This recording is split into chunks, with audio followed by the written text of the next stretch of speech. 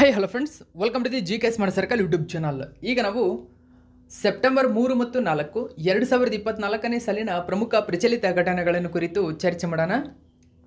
ನಿಮಗೆಲ್ಲ ಗೊತ್ತಿರಲಿ, ಪ್ರತಿದಿನ ನಾನು ಕನ್ನಡದ ಪ್ರಜಾವಾಣಿ ಸೇರಿದಂತೆ ಕನ್ನಡದ ಇತರ ಎಲ್ಲ ನ್ಯೂಸ್ ಪೇಪರ್ಗಳು, ಇಂಗ್ಲೀಷ್ನ ದಿ ಹಿಂದೂ ಮತ್ತು ಇಂಗ್ಲೀಷ್ನ ಇತರ ಎಲ್ಲ ನ್ಯೂಸ್ ಪೇಪರ್ಗಳ ಜೊತೆಗೆ ಕೇಂದ್ರ ಸರ್ಕಾರ ಪ್ರತಿದಿನ ಅಪ್ಡೇಟ್ ಮಾಡತಕ್ಕಂಥ PIB ನ್ಯೂಸ್ ಪೇಪರ್ಗಳ ಪ್ರಮುಖ ಪ್ರಚಲಿತ ಘಟನೆಗಳನ್ನು ನಿಮ್ಮ ಮುಂದೆ ತರ್ತಾ ಇರ್ತೀನಿ.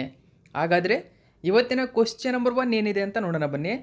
2024ರ ವಿಶ್ವ ಕ್ಯೂಡರ ಶೂಟಿಂಗ್ ಚಾಂಪಿಯನ್ಶಿಪ್ನಲ್ಲಿ ಭಾರತದ ಕೆಳಗಿನ ಯಾವ ಕ್ಯೂಡೋ ಶೂಟರ್ 3 ಚಿನ್ನದ ಪದಕಗಳನ್ನು ಗೆಲ್ಲುವುದರ ಮೂಲಕ ವಿಶ್ವ ದಾಖಲೆಯನ್ನು ನಿರ್ಮಿಸಿದ್ದಾರೆ? ಸರಿಯಾಗಿರತಕ್ಕಂಥ ಉತ್ತರ ಧನುಷ್ ಶ್ರೀಕಾಂತ್ ಅಂತ ಕರಿತೀವಿ. ಆಪ್ಷನ್ ನಂಬರ್ 1 ಸರಿಯಾಗಿದೆ. ಗಮನಿಸಬಹುದು, ನ್ಯೂಸ್ ಪೇಪರಲ್ಲಿ ಒಂದು ಮಾಹಿತಿಯನ್ನು ಕೊಟ್ಟಿದ್ದಾರೆ. Dhanush Srikanth wins 3 gold at world ನೋಡಿ ಡೀಪ್ ಶೂಟಿಂಗ್ ಚಾಂಪಿಯನ್ಶಿಪ್. ಹಾಗಾದರೆ ಹೆಚ್ಚಿನ ಮಾಹಿತಿ ಇದರ ಬಗ್ಗೆ ನ್ಯೂಸ್ ಪೇಪರಲ್ಲಿ ಏನಿದೆ ಅಂತ ನಾವು ತಿಳ್ಕೊಳ್ಳೋಣ. ಭಾರತದ ಕ್ಯೂಡೋ ಶೂಟರ್ ಆಗಿರತಕ್ಕಂಥ ಧನುಷ್ ಶ್ರೀಕಾಂತ್ ಜರ್ಮನಿಯ ಹ್ಯಾನ್ಯೂವರ್ನಲ್ಲಿ 2024ರ ವಿಶ್ವ ಕ್ಯೂಡೋ ಶೂಟಿಂಗ್ ಚಾಂಪಿಯನ್ಶಿಪ್ನಲ್ಲಿ 3 ಚಿನ್ನದ ಪದಕಗಳನ್ನು ಗೆದ್ದಿದ್ದಾರೆ. ಕ್ಯೂಡರಿಗಾಗಿ ಅಂತಾರಾಷ್ಟ್ರೀಯ ಕ್ರೀಡಾ ಸಮಿತಿಯು 2024ರ ವಿಶ್ವ ಕ್ಯೂಡರ ಶೂಟಿಂಗ್ ಚಾಂಪಿಯನ್ಶಿಪ್ಪನ್ನು ಜರ್ಮನಿಯ ಹ್ಯಾನೋವರ್ನಲ್ಲಿ ಆಗಸ್ಟ್ 29ರಿಂದ ಸೆಪ್ಟೆಂಬರ್ 8ರವರೆಗೆ ಆಯೋಜನೆಗೊಂಡಿದೆ ಮತ್ತು ನಡೀತಾ ಇದೆ. ಗಮನಿಸಬಹುದು.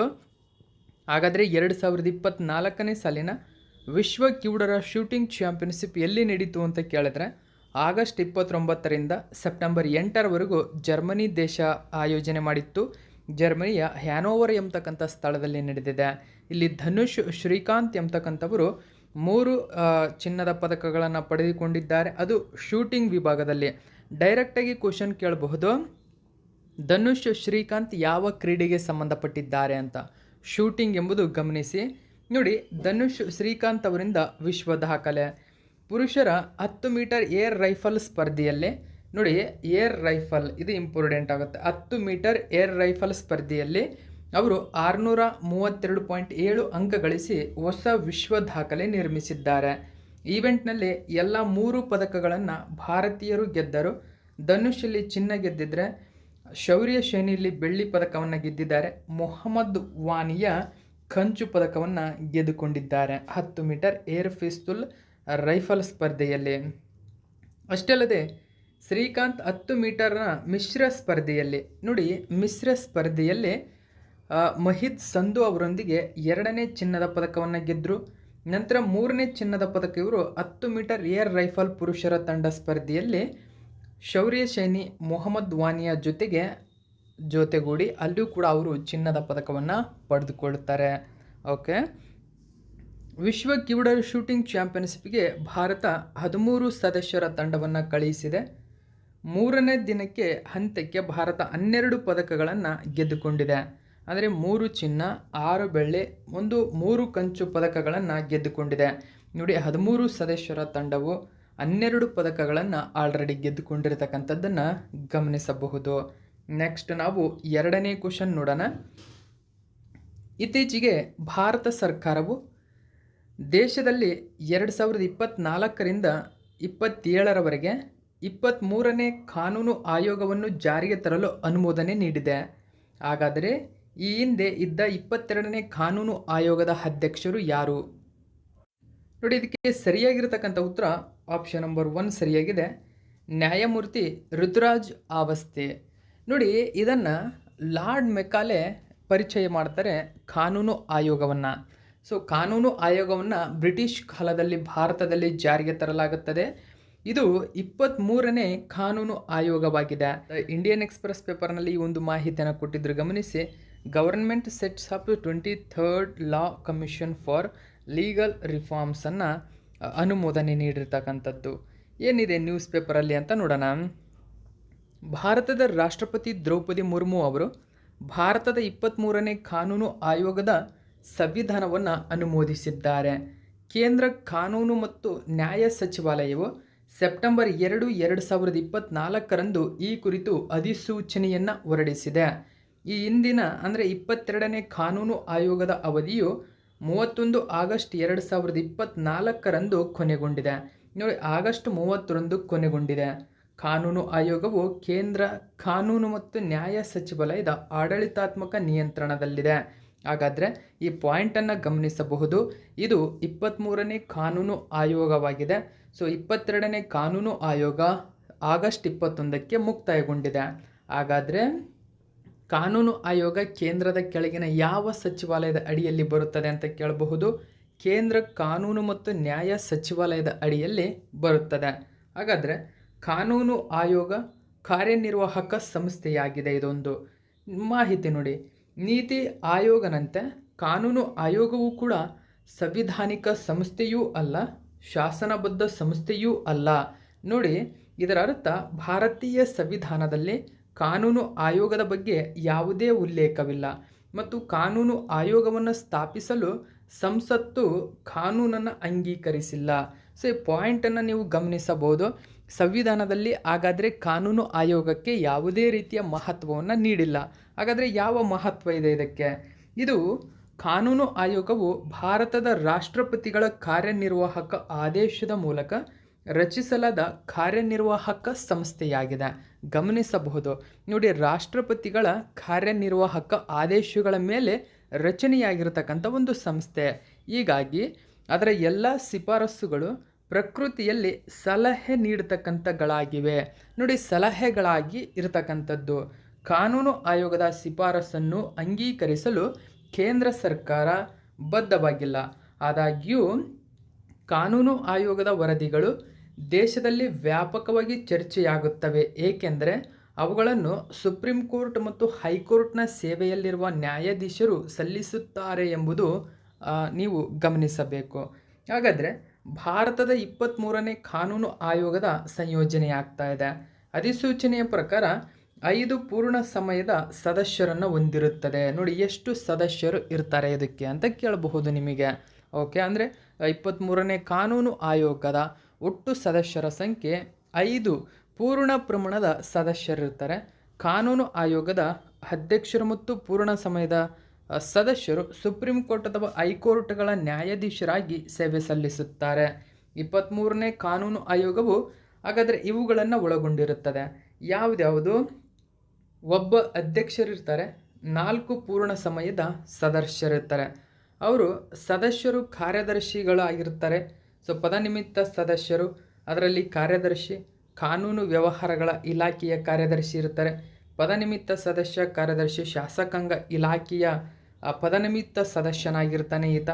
ಓಕೆ, ಸೊ ಇನ್ನು ಮುಖ್ಯವಾಗಿ ಗರಿಷ್ಠ 5 ಅರೆಕಾಲಿಕ ಸದಸ್ಯರನ್ನು ಹೊಂದಿರುತ್ತದೆ.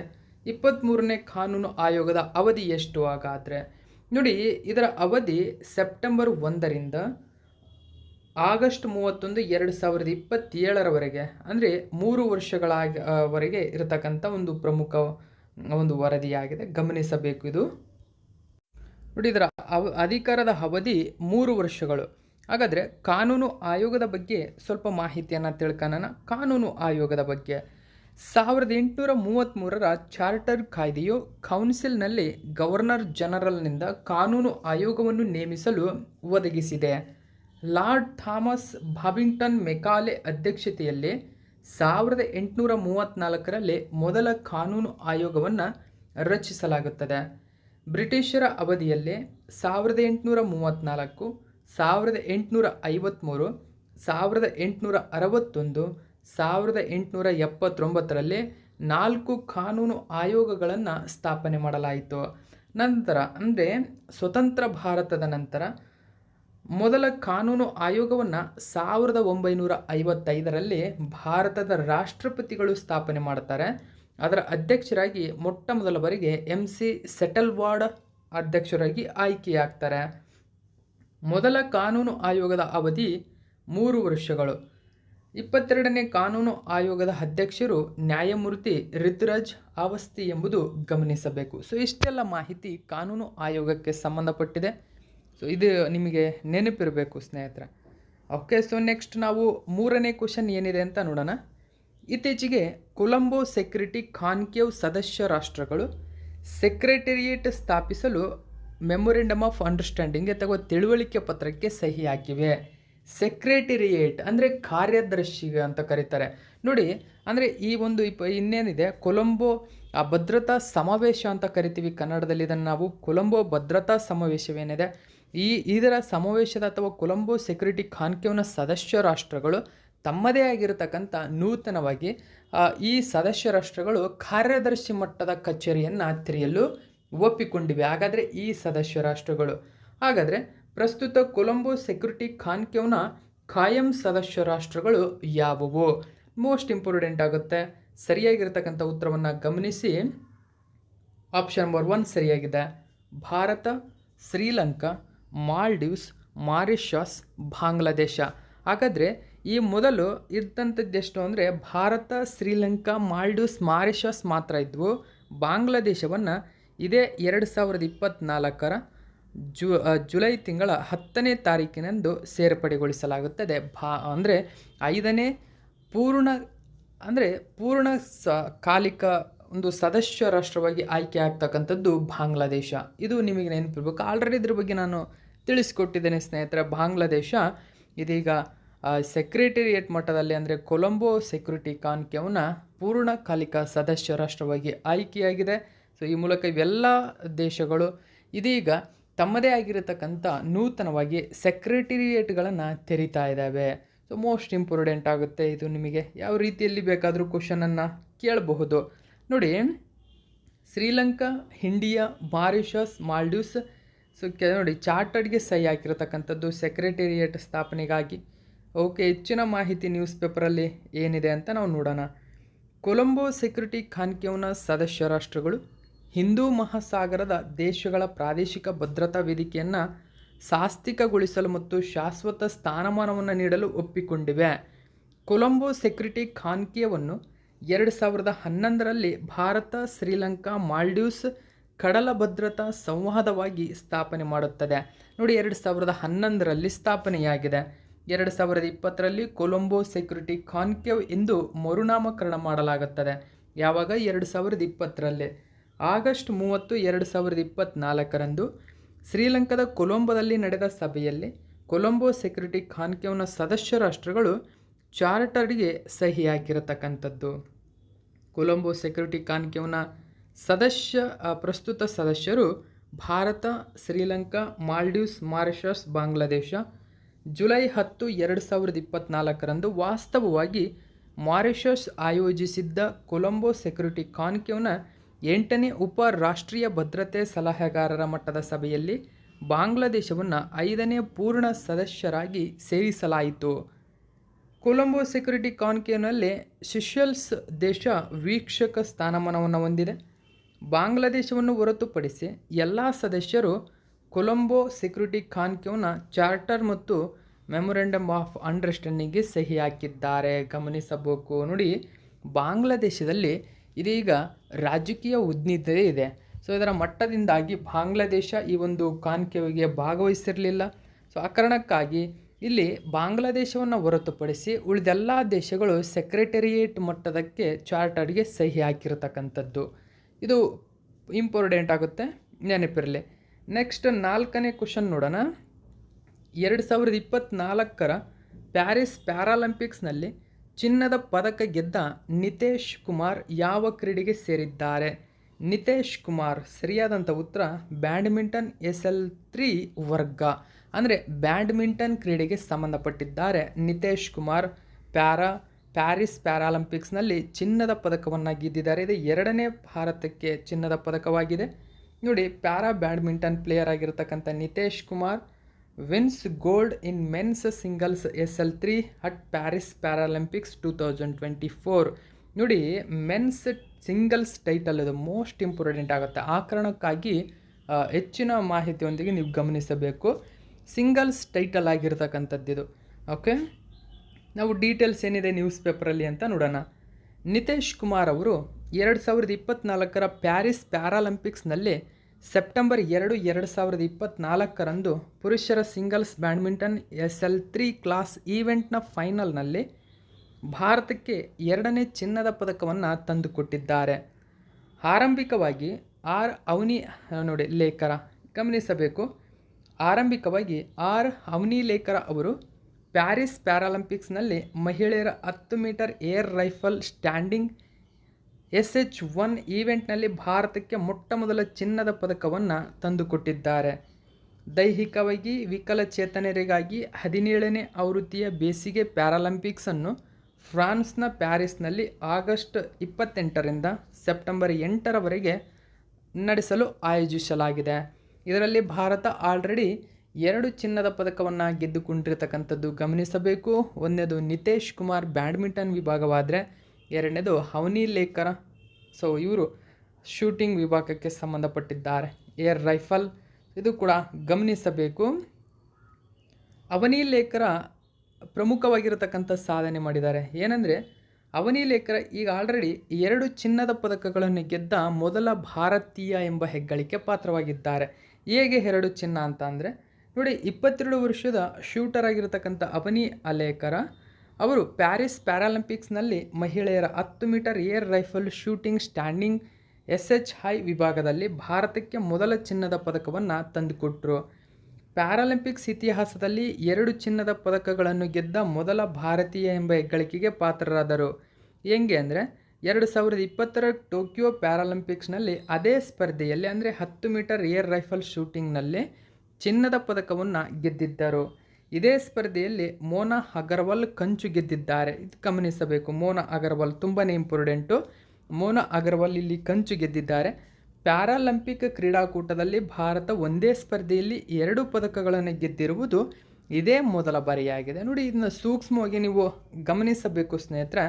2020ರ ಟೋಕಿಯೋ ಪ್ಯಾರಾಲಿಂಪಿಕ್ಸ್, 2024ರ ಪ್ಯಾರಿಸ್ ಪ್ಯಾರಾಲಿಂಪಿಕ್ಸ್ನಲ್ಲಿ ಚಿನ್ನದ ಪದಕವನ್ನು ಗೆದ್ದಿರತಕ್ಕಂಥ ಅವನಿ ಲೇಕರ 10 ಮೀಟರ್ ಶೂಟಿಂಗ್ ವಿಭಾಗದಲ್ಲಿ 2 ಚಿನ್ನದ ಪದಕ ಗೆದ್ದಿರ್ತಕ್ಕಂಥದ್ದು ಇತಿಹಾಸದಲ್ಲಿ ಇದೇ ಮೊದಲಾಗಿದೆ.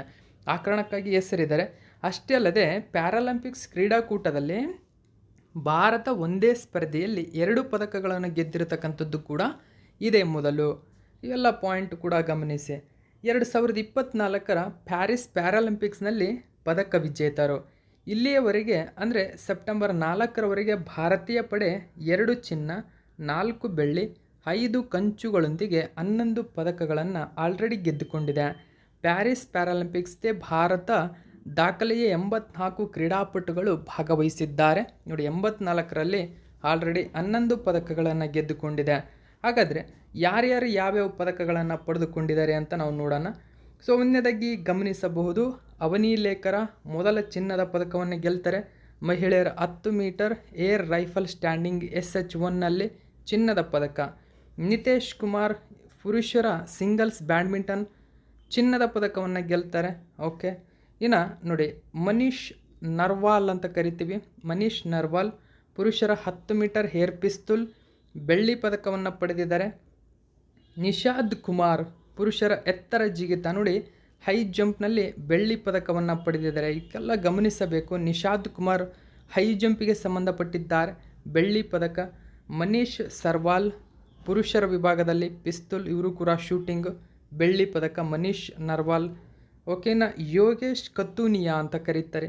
ಇವಾಗ ಡಿಸ್ಕಸ್ ಥ್ರೋ ಕ್ರೀಡೆಗೆ ಸಂಬಂಧಪಟ್ಟಿದ್ದಾರೆ. ಯೋಗೇಶ್ ಕತ್ತೂನಿಯಾ ಡಿಸ್ಕಸ್ ಥ್ರೋ, ಇವರು ಬೆಳ್ಳಿ ಪದಕವನ್ನು ಪಡೆದಿದ್ದಾರೆ.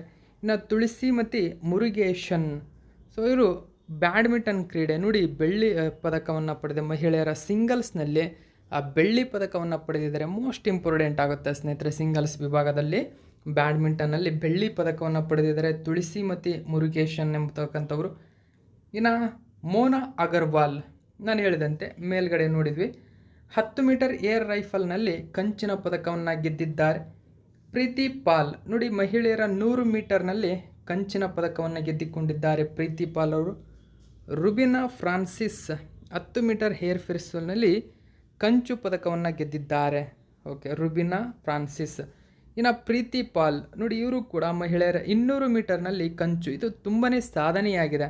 ಗಮನಿಸಬಹುದು ಪ್ರೀತಿ ಪಾಲ್ರವರ ಸಾಧನೆ ಏನು ಅಂದರೆ ನೋಡಿ, ಇವರು 100 ಮೀಟರ್ನಲ್ಲಿ ಕಂಚು ಪದಕ ಮತ್ತು 200 ಮೀಟರ್ನಲ್ಲಿ ಕಂಚು ಪದಕ. ಈ ಮೂಲಕ ಮಹಿಳೆಯರ ಈ ಒಂದು ರೇಸ್ನಲ್ಲಿ ಅವರು 2 ಬಾರಿ 2ನೇ ಪದಕ ಸತತವಾಗಿ ಪಡೆದುಕೊಂಡಿರ್ತಕ್ಕಂಥದ್ದು ಇದೇ ಮೊದಲ ಬಾರಿಯಾಗಿದೆ. ಅಂದರೆ ಇತಿಹಾಸದಲ್ಲೇ ಮೊದಲ ಬಾರಿಯಾಗಿದೆ. ಪ್ರೀತಿ ಪಾಲ್ ತುಂಬಾ ಇಂಪಾರ್ಟೆಂಟ್ ಆಗ್ತಾರೆ ಎಕ್ಸಾಮಿಗೆ, ನೆನಪಿರಲಿ ನಿಮಗೆ. ಮಹಿಳೆಯರ 100 ಮೀಟರ್, ಮಹಿಳೆಯರ 200 ಮೀಟರ್ನಲ್ಲಿ ಇವರು ಈ ಸಾಧನೆಯನ್ನು ಮಾಡಿರ್ತಕ್ಕಂಥದ್ದು. ಇನ್ನು ಮನೀಷಾ ರಾಮದಾಸ ಮಹಿಳೆಯರ ಸಿಂಗಲ್ಸ್ ಬ್ಯಾಡ್ಮಿಂಟನ್ನಲ್ಲಿ ಕಂಚು ಪದಕವನ್ನು ಗೆದ್ದಿದ್ದಾರೆ. ಸೊ ಇವೆಲ್ಲ ಕೂಡ ನೆನಪಿರಬೇಕು. ಯಾವ್ದಾವುದು SU5 ವಿಭಾಗದಲ್ಲಿ. ಓಕೆ, ನೆಕ್ಸ್ಟ್ ನಾವು 5ನೇ ಕ್ವಶನ್ ನೋಡೋಣ. ಗಮನಿಸಿ, ಇತ್ತೀಚೆಗೆ ಅಧ್ಯಕ್ಷೆ ದ್ರೌಪದಿ ಮುರ್ಮು ಅವರು ಹೊಸದಾಗಿ ಸುಪ್ರೀಂ ಕೋರ್ಟ್ನ ಧ್ವಜ ಮತ್ತು ಚಿಹ್ನೆಯನ್ನು ಅನಾವರಣಗೊಳಿಸಿದರು. ಹಾಗಾದರೆ ಚಿಹ್ನೆಯಲ್ಲಿ ಅಳವಡಿಸಿರುವ ಯಥೋ ಧರ್ಮಸ್ತತೋ ಜಯಂ ಎಂಬ ವಾಕ್ಯವನ್ನು ಕೆಳಗಿನ ಯಾವ ಭಾಷೆಯಲ್ಲಿ ಬರೆಯಲಾಗಿದೆ? ಗಮನಿಸಬೇಕು, ಸರಿಯಾಗಿರತಕ್ಕಂಥ ಉತ್ತರ ಆಪ್ಷನ್ ನಂಬರ್ 3 ದೇವನಾಗರಿ ಲಿಪಿಯಲ್ಲಿ ಕೆತ್ತಲಾಗಿದೆ ಅಥವಾ ಬರೆಯಲಾಗಿದೆ. ಇಂಡಿಯಾ ಟುಡೇ ನ್ಯೂಸ್ ಪೇಪರಲ್ಲಿ ಮಾಹಿತಿ ಕೊಟ್ಟಿದ್ದಾರೆ, ಗಮನಿಸಬಹುದು. ಸುಪ್ರೀಂ ಕೋರ್ಟ್ ಇದೀಗ ನೂತನವಾಗಿ ನೋಡಿ ನ್ಯೂ ಫ್ಲ್ಯಾಗ್ ಮತ್ತು ಫ್ಲ್ಯಾಗ್ ಅಳವಡಿಸಿಕೊಂಡಿದೆ. ಜೊತೆಗೆ ಚಿಹ್ನೆಯನ್ನು ಕೂಡ ಅಂದರೆ ಇನ್ಸೈನಿಯ ಕೂಡ ಅಳವಡಿಸಿಕೊಂಡಿರ್ತಕ್ಕಂಥದ್ದು. ಅದು 75ನೇ ಆ್ಯನಿವರ್ಸರಿಯ ಸಂದರ್ಭದಲ್ಲಿ. ಸೊ ಗಮನಿಸಬಹುದು, ಸುಪ್ರೀಂ ಕೋರ್ಟ್ ನೂತನವಾಗಿ ಧ್ವಜ ಮತ್ತು ಚಿಹ್ನೆಯನ್ನು ಅಳವಡಿಸಿಕೊಂಡಿದೆ. ತುಂಬಾ ಇಂಪಾರ್ಟೆಂಟ್ ಆಗುತ್ತೆ. ಹಾಗಾದರೆ ಧ್ವಜದ ಬಣ್ಣ ಯಾವುದು, ಧ್ವಜದಲ್ಲಿ ಯಾವ್ಯಾವ ವಸ್ತುಗಳನ್ನು ಇಟ್ಟಿದ್ದಾರೆ, ಚಿಹ್ನೆಯಲ್ಲಿ ಯಾವ್ಯಾವ ವಸ್ತುಗಳಿದ್ದಾವೆ, ಎಲ್ಲ ಪಾಯಿಂಟ್ಗಳು ತುಂಬಾ ಇಂಪಾರ್ಟೆಂಟ್ ಆಗುತ್ತೆ. ನಾವು ಹೆಚ್ಚಿನ ಮಾಹಿತಿನ ಇದ್ರ ಬಗ್ಗೆ ತಿಳ್ಕೊಳ್ಳೋಣ. ಅಧ್ಯಕ್ಷೆ ದ್ರೌಪದಿ ಮುರ್ಮು ಅವರು ಸೆಪ್ಟೆಂಬರ್ 1, 2024 ನವದೆಹಲಿಯಲ್ಲಿ ಜಿಲ್ಲಾ ನ್ಯಾಯಾಂಗದ ರಾಷ್ಟ್ರೀಯ ಸಮ್ಮೇಳನ ನೋಡಿ, ಜಿಲ್ಲಾ ನ್ಯಾಯಾಂಗ ರಾಷ್ಟ್ರೀಯ ಸಮ್ಮೇಳನ ಅಂತ ಕರಿತೀವಿ. ಎಲ್ಲಿ ನಡೆದಿದೆ ಅಂತ ಕೇಳ್ತಾರೆ, ನವದೆಹಲಿಯಲ್ಲಿ ನಡೆದಿದೆ. ಈ ಸಂದರ್ಭದಲ್ಲಿ ಸುಪ್ರೀಂ ಕೋರ್ಟ್ನ ಧ್ವಜ ಮತ್ತು ಲಾಂಛನವನ್ನು ಅನಾವರಣಗೊಳಿಸಿದರು. ನೂತನವಾಗಿ ಇದೇ ಮೊದಲ ಬಾರಿಗೆ ಸುಪ್ರೀಂ ಕೋರ್ಟ್ ತನ್ನದೇ ಆಗಿರತಕ್ಕಂಥ ಲಾಂಛನ ಮತ್ತು ಧ್ವಜವನ್ನು ಅಳವಡಿಸಿಕೊಂಡಿದೆ. ಅವರು ಸಮ್ಮೇಳನದ ಸಮಾರೋಪ ಸಮಾರಂಭವನ್ನು ಉದ್ದೇಶಿಸಿ ಮಾತನಾಡಿದರು. ಸುಪ್ರೀಂ ಕೋರ್ಟ್ನ ಹೊಸ ಧ್ವಜ ಮತ್ತು ಚಿಹ್ನೆಯ ಬಗ್ಗೆ ನಾವು ಮಾಹಿತಿಯನ್ನು ತಿಳ್ಕೊಳ್ಳೋಣ. ಸುಪ್ರೀಂ ಕೋರ್ಟ್ನ ಹೊಸದಾಗಿ ಅನಾವರಣಗೊಂಡ ಧ್ವಜವು ಅಶೋಕ ಚಕ್ರ, ಸುಪ್ರೀಂ ಕೋರ್ಟ್ನ ಕಟ್ಟಡ, ಭಾರತದ ಸಂವಿಧಾನವನ್ನು ಒಳಗೊಂಡಿದೆ. ಗಮನಿಸಬೇಕು, ಧ್ವಜ, ಅಶೋಕ ಚಕ್ರ, ಸುಪ್ರೀಂ ಕೋರ್ಟ್ ಕಟ್ಟಡ, ಭಾರತ ಸಂವಿಧಾನವನ್ನು ಒಳಗೊಂಡಿದೆ. ಧ್ವಜವು ಮೇನ್ ಇಂಪಾರ್ಟೆಂಟ್ ಆಗುತ್ತೆ, ನೀಲಿ ಬಣ್ಣವನ್ನು ಹೊಂದಿದೆ. ಚಿಹ್ನೆಯು ಭಾರತದ ಸುಪ್ರೀಂ ಕೋರ್ಟ್ ಯಥೋ ಧರ್ಮಸ್ತತೋ ಜಯ ಎಂದು ದೇವನಾಗರಿ ಲಿಪಿಯಲ್ಲಿ ಕೆತ್ತಲಾಗಿದೆ. ಹಾಗಾದರೆ ಚಿಹ್ನೆಯಲ್ಲಿ ಏನೇನಿದೆ? ಧ್ವಜದಲ್ಲಿ ನಾವು ನೋಡಿದ್ವಿ ಅಶೋಕ ಚಕ್ರ, ಸುಪ್ರೀಂ ಕೋರ್ಟ್ ಕಟ್ಟಡ, ಭಾರತ ಸಂವಿಧಾನ ಇದೆ. ಹಾಗಾದರೆ ಚಿಹ್ನೆಯಲ್ಲಿ ಭಾರತದ ಸುಪ್ರೀಂ ಕೋರ್ಟ್ ಇದೆ. ಓಕೆ, ಸುಪ್ರೀಂ ಕೋರ್ಟ್ ಇದೆ. ಜೊತೆಗೆ ದೇವನಾಗರಿ ಲಿಪಿಯಲ್ಲಿ ಕೆತ್ತಲಾಗಿರತಕ್ಕಂಥ ಯಥೋ ಧರ್ಮಸ್ತತೋ ಜಯ ಎಂಬತಕ್ಕಂಥ ಪದವಿದೆ. ಹಾಗಾದರೆ ಯಥೋ ಧರ್ಮಸ್ತತೋ ಜಯ ಎಂಬ ವಾಕ್ಯವು ಸಂಸ್ಕೃತ ಪದದಿಂದ ನಾವು ತೆಗೆದುಕೊಳ್ಳಲಾಗಿದೆ. ನೋಡಿ, ಯಥೋ ಧರ್ಮಸ್ತತೋ ಜಯ ಎಂಬುದು ಸಂಸ್ಕೃತ ವಾಕ್ಯವಾಗಿದೆ. ಅಂದರೆ ಇರತಕ್ಕಂಥದ್ದು ಅಂದರೆ ಧರ್ಮ ಇರುವಲ್ಲಿ ಜಯವಿದೆ ಎಂಬ ಅರ್ಥವನ್ನು ಕೊಡುತ್ತದೆ. ಇದು ಸಂಸ್ಕೃತ ಪದ್ಯವನ್ನು ಮಹಾಭಾರತದಿಂದ ತೆಗೆದುಕೊಳ್ಳಲಾಗಿದೆ. ನೋಡಿ, ಈ ಒಂದು ಪದವನ್ನು ಮಹಾಭಾರತದಿಂದ ತೆಗೆದುಕೊಳ್ಳಲಾಗಿದೆ. ಹಿಂದೂ ಮಹಾಕಾವ್ಯದಲ್ಲಿ ಈ ಪದ 11 ಬಾರಿ ಉಲ್ಲೇಖಗೊಂಡಿದೆ ಎಂಬುದು ನೆನಪಿರಬೇಕು. ಅದರ ಜೊತೆಗೆ ಜಿಲ್ಲಾ ನ್ಯಾಯಾಂಗದ ರಾಷ್ಟ್ರೀಯ ಸಮ್ಮೇಳನವನ್ನು ಭಾರತದ ಸುಪ್ರೀಂ ಕೋರ್ಟ್ ಆಗಸ್ಟ್ 31ರಿಂದ ಸೆಪ್ಟೆಂಬರ್ 1ರವರೆಗೆ ಆಯೋಜನೆ ಮಾಡಿದೆ. ಜಿಲ್ಲಾ ನ್ಯಾಯಾಂಗದ ರಾಷ್ಟ್ರೀಯ ಸಮ್ಮೇಳನವನ್ನು ಪ್ರಧಾನಮಂತ್ರಿ ನರೇಂದ್ರ ಮೋದಿಯವರು ಆಗಸ್ಟ್ 31ರಂದು ಉದ್ಘಾಟಿಸಿದರು. 6ನೇ ಕ್ವಶನ್ ನೋಡೋಣ. 2024-25 ಹಣಕಾಸು ವರ್ಷದಲ್ಲಿ ಅಂದರೆ ಮೊದಲ ತ್ರೈಮಾಸಿಕ ಅಂದರೆ ಏಪ್ರಿಲ್ ಟು ಜೂನ್ ಅವಧಿಯಲ್ಲಿ ಇದನ್ನು ಮೊದಲ ತ್ರೈಮಾಸಿಕ ಅಥವಾ ಕ್ವಾರ್ಟರ್ 1 ಅಂತ ಕರೀತಾರೆ.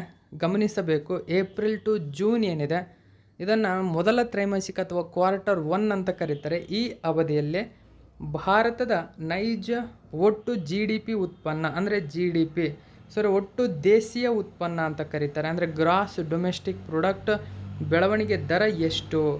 ಸರಿಯಾಗಿರತಕ್ಕಂಥ ಉತ್ತರ ಆಪ್ಷನ್ ನಂಬರ್ 1 6.7%. ಈ ಒಂದು ಮಾಹಿತಿ ನ್ಯೂಸ್ ಪೇಪರಲ್ಲಿ ಕೊಟ್ಟಿದ್ದಾರೆ. ಗಮನಿಸಬಹುದು, India quarter 1 financial year 2025 GDP data highlights. India's GDP growth falls ಆಗಿರ್ತಕ್ಕಂಥದ್ದನ್ನು ಗಮನಿಸಬಹುದು. ಟು 5 ಕ್ವಾರ್ಟರ್ ಲೋ ಆಗಿದೆ. ಎಷ್ಟು ಲೋ ಆಗಿದೆ? 6.7%ಗೆ ಇಳಿಕೆಯಾಗಿರತಕ್ಕಂಥದ್ದನ್ನು ಗಮನಿಸಬಹುದು. ಹಾಗಾದರೆ ಇಲ್ಲಿ ಫಾಲ್ಸ್ ಆಗಿರತಕ್ಕಂಥದ್ದು ಲೋ ಆಗಿದೆ. ಈ ವರ್ಷದ ಒಂದು ಈ 5 ವರ್ಷಗಳ ಅಂದರೆ ಸತತ ಈ ಒಂದು 5 ಕ್ವಾರ್ಟರ್ ಏನಿತ್ತು ಅದಕ್ಕೆ ಹೋಲಿಸ್ಕೊಂಡ್ರೆ ಇದು ತುಂಬಾ ಲೋ ಆಗಿರತಕ್ಕಂಥದ್ದನ್ನು ಈ ಒಂದು ವರದಿ ತೋರಿಸಿದೆ. ಹೆಚ್ಚಿನ ಮಾಹಿತಿ ಗಮನಿಸಬಹುದು. 2023-24 ಮೊದಲ ತ್ರೈಮಾಸಿಕದಲ್ಲಿ 8.2% ಇತ್ತು. ಅದಕ್ಕೆ ಹೋಲಿಸಿದರೆ ಈಗ 6.7% ಕುಸಿತಗೊಂಡಿರತಕ್ಕಂಥದ್ದನ್ನು ಗಮನಿಸಬೇಕು. ಹಾಗಾದರೆ ಇದೇ ಅವಧಿಯಲ್ಲಿ ಕೃಷಿ ಕ್ಷೇತ್ರ ಮೋಸ್ಟ್ ಇಂಪಾರ್ಟೆಂಟ್ ಆಗುತ್ತೆ. ಇದರ ಬೆಳವಣಿಗೆ ದರ 2% ಏರಿಕೆಯಾಗಿರತಕ್ಕಂಥದ್ದು. ನೋಡಿ, 2% ಆಗಿದೆ. ಹಾಗಾದರೆ ಇದೇ ಅವಧಿಯಲ್ಲಿ ಭಾರತೀಯ ಆರ್ಥಿಕತೆಯ ನಿರ್ಮಾಣ ಅಂದರೆ ಕನ್ಸ್ಟ್ರಕ್ಷನ್ ವಿಭಾಗದಲ್ಲಿ 10.5% ಆ ಬೆಳವಣಿಗೆ ಹೊಂದಿದೆ. ಇಡೀ ಭಾರತೀಯ ವಲಯದಲ್ಲಿ ಅತ್ಯಧಿಕ ಬೆಳವಣಿಗೆ ದರವನ್ನು ದಾಖಲಿಸತಕ್ಕಂಥದ್ದು ಅದು ಕನ್ಸ್ಟ್ರಕ್ಷನ್ ವಲಯ ಅಂತ ಕರಿತೀವಿ. ಹಾಗಾದರೆ ಇದೇ ಅವಧಿಯಲ್ಲಿ ಪ್ರಾಥಮಿಕ ವಲಯ, ನೋಡಿ ಪ್ರಾಥಮಿಕ ವಲಯ, ದ್ವಿತೀಯ ವಲಯ, ತೃತೀಯ ವಲಯಗಳು ಅಂತ ಏನು ಬರ್ತವೆ, ಅದರಲ್ಲಿ ಪ್ರಾಥಮಿಕ ವಲಯದ ಬೆಳವಣಿಗೆ ದರ 2.7% ಆಗಿದ್ದರೆ ದ್ವಿತೀಯ ವಲಯದ ಬೆಳವಣಿಗೆ ದರ 8.4% ಇದೆ.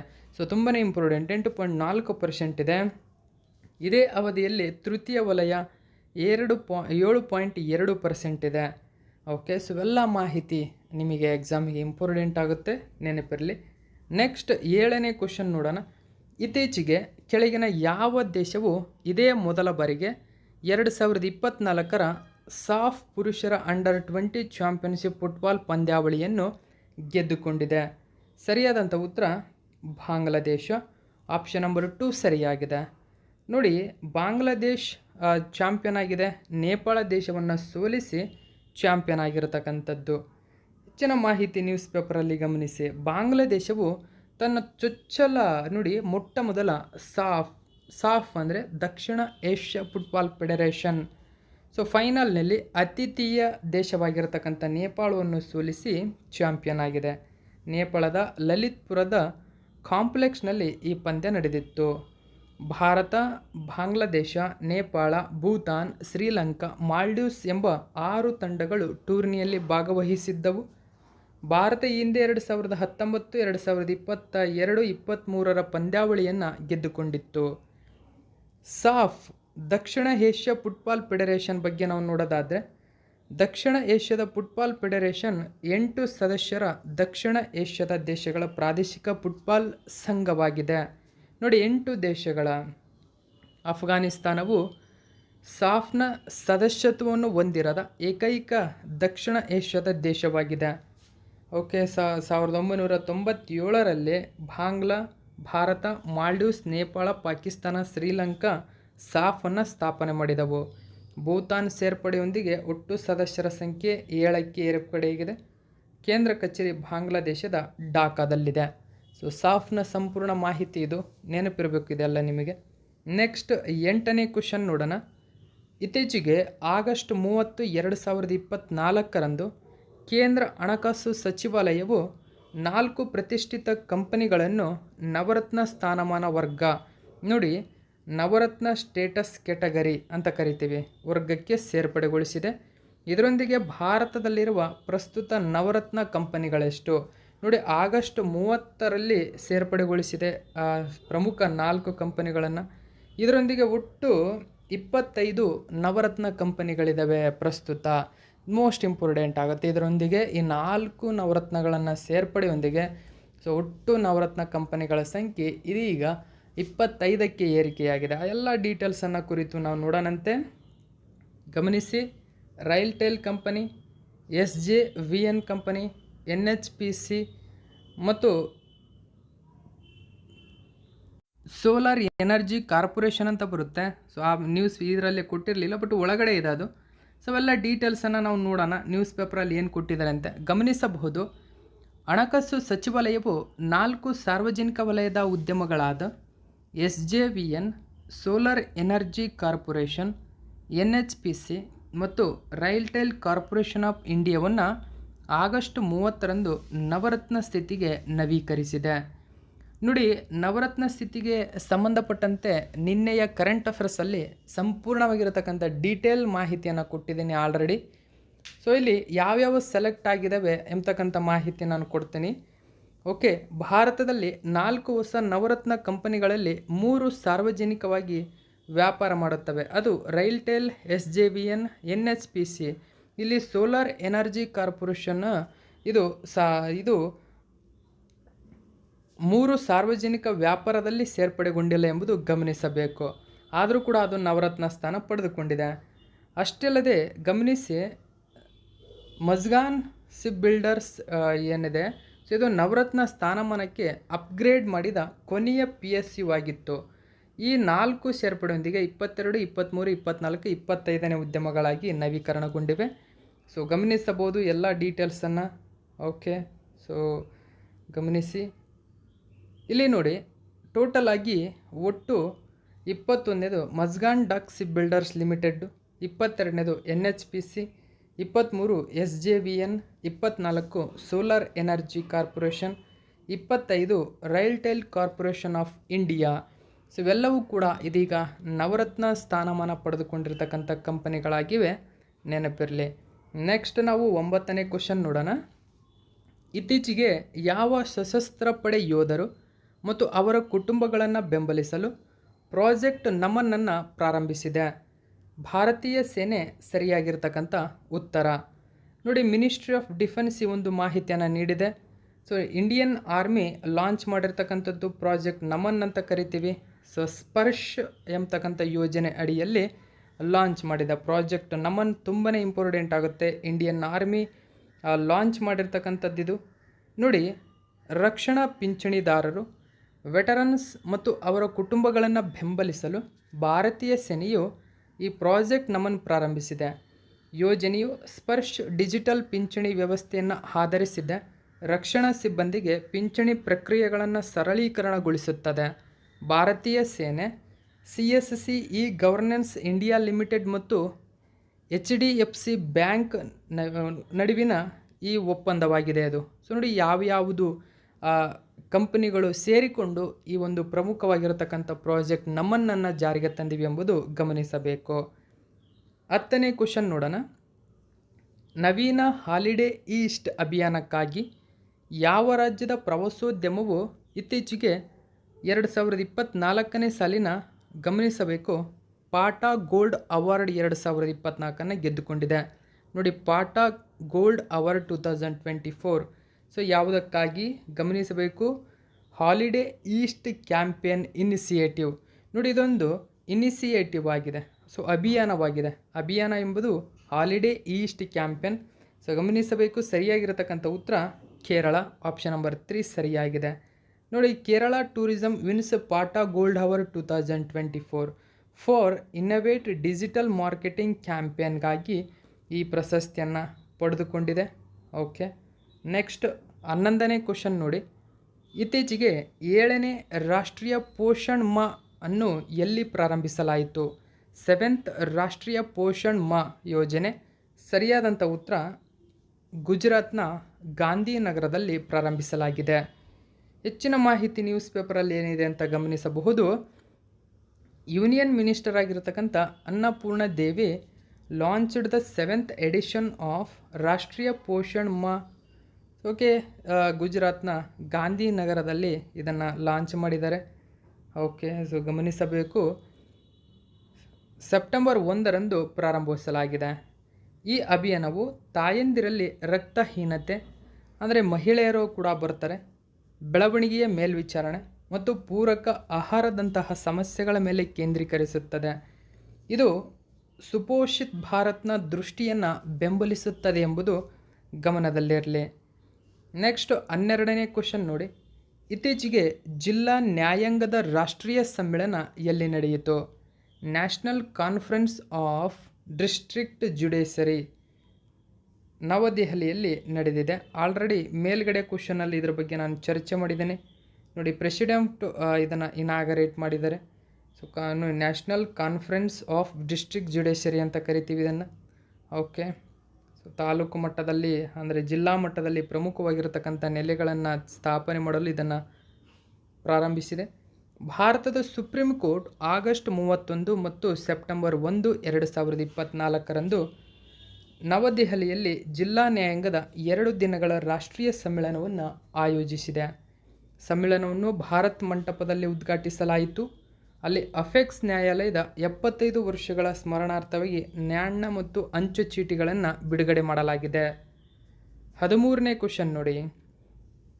2024 ಪ್ಯಾರಿಸ್ ಪ್ಯಾರಾಲಿಂಪಿಕ್ಸ್ನಲ್ಲಿ 200 ಮೀಟರ್ ಓಟದಲ್ಲಿ ಭಾರತದ ಮೊದಲ ಕಂಚಿನ ಪದಕವನ್ನು ಗೆಲ್ಲುವ ಮೂಲಕ ಯಾವ ಭಾರತೀಯ ಅಥ್ಲೀಟ್ ಇತಿಹಾಸವನ್ನು ಸೃಷ್ಟಿಸಿದ್ದಾರೆ? ಆಲ್ರೆಡಿ ಮೇಲ್ಗಡೆ ಇದರ ಬಗ್ಗೆ ಮಾಹಿತಿಯನ್ನು ಕೊಟ್ಟಿದ್ದೇನೆ ಸ್ನೇಹಿತರೆ ನಿಮಗೆ. ಸರಿಯಾಗಿರತಕ್ಕಂಥ ಉತ್ತರ ಪ್ರೀತಿ ಪಾಲ್. ಹೇಳಿದಂತೆ ನಾನು ಮೇಲ್ಗಡೆ ಇತ್ತು 200 ಮೀಟರ್ ಮತ್ತು 100 ಮೀಟರ್ನಲ್ಲಿ ಕಂಚಿನ ಪದಕವನ್ನು ಗೆದ್ದಿದ್ರು. ಈ ಮೂಲಕ 200 ಮೀಟರ್ ಸ್ಪರ್ಧೆಯಲ್ಲಿ ಕಂಚಿನ ಪದಕವನ್ನು ಗೆದ್ದಂಥವರು ಇದೇ ಮೊದಲಾಗಿದೆ. ಹೆಚ್ಚಿನ ಮಾಹಿತಿ ಗಮನಿಸಬೇಕು ನೋಡಿ. Paralympics 2024 Preeti Pal becomes the first Indian track and field athlete to win 2 medals. ನೋಡಿ, ಪ್ರಪ್ರಥಮ ಬಾರಿಗೆ ಈ ಸಾಧನೆಯನ್ನು ಮಾಡಿರ್ತಕ್ಕಂಥವರು. ಪ್ರೀತಿ ಪಾಲ್ ಪ್ಯಾರಿಸ್ ಪ್ಯಾರಾಲಿಂಪಿಕ್ಸ್ 2024ರಲ್ಲಿ ಅವರ ಟ್ರ್ಯಾಕ್ ಮತ್ತು ಫೀಲ್ಡ್ ಈವೆಂಟ್ಗಳಲ್ಲಿ 2 ಪ್ಯಾರಾಲಿಂಪಿಕ್ ಪದಕಗಳನ್ನು ಗೆದ್ದಂತಹ ಮೊದಲ ಭಾರತೀಯ ಮಹಿಳೆಯಾಗಿದ್ದಾರೆ. ಅವರು ಮಹಿಳೆಯರ 200 ಮೀಟರ್ T35 ತರಗತಿಯಲ್ಲಿ 30.01 ಸೆಕೆಂಡುಗಳ ವೈಯಕ್ತಿಕ ಅತ್ಯುತ್ತಮ ಸಮಯದೊಂದಿಗೆ ಕಂಚು ಗೆದ್ದರು. ಇದಕ್ಕೂ ಮುನ್ನ ಇದೇ ಸ್ಪರ್ಧೆಯಲ್ಲಿ 100 ಮೀಟರ್ T35 ವಿಭಾಗದಲ್ಲಿ ಮತ್ತೊಂದು ಕಂಚಿನ ಪದಕ ಜಯಿಸಿದ್ದರು. ಓಕೆ, ಸೊ ಈ ಮೂಲಕ ಈ ಸಾಧನೆಯನ್ನು ಮಾಡಿದ ಮೊದಲ ಭಾರತೀಯ ಮಹಿಳೆ ಎಂಬ ಹೆಗ್ಗಳಿಕೆ ಇವರ ಹೆಸರಿನಲ್ಲಿದೆ. ಸೊ ಇದು ಇವತ್ತಿನ ಪ್ರಮುಖ ಪ್ರಚಲಿತ ಘಟನೆ. ಇದೇ ತರಹದ ಮಾಹಿತಿಯೊಂದಿಗೆ ಮತ್ತೆ ನಿಮ್ಮನ್ನು ಭೇಟಿ ಆಗ್ತೀನಿ. Thank you so much for watching my video friends.